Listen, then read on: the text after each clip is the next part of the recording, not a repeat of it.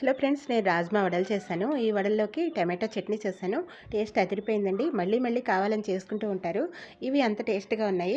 మీరు కూడా ట్రై చేయండి. అవి ఎలాగో చెప్తాను. మనం ఏ వడలు చేసుకున్నా మిక్సీ పట్టేటప్పుడు కచ్చపచ్చగా మిక్సీ పట్టాలండి.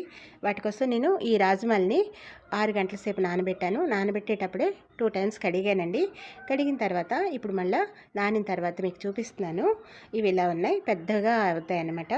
వాటిని మళ్ళా 2 సార్లు కడిగిన తర్వాత ఇలా మంచినీళ్ళు వేసుకునండి.